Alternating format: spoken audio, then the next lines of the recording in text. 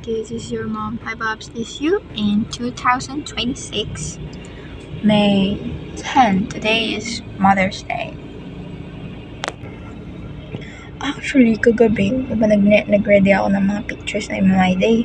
Tapos, naisip ko, sabi ni Pastor, yung about sa Valentine's Day, hindi dapat yun sineselebrate kasi yung origin niya hindi, biblical, ganun.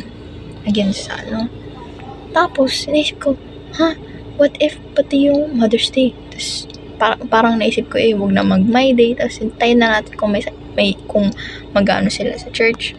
Pero nag-My Day pa rin naman ako. Tapos, garinig ko pa rin naman si Mami. Tapos, nung nung nasa church na, may pa-Mother's Day, sila, intermission number. Yun. So, it's not that bad. It's not bad. Or, parang, hindi siya, it's good. It's okay. Yun lang.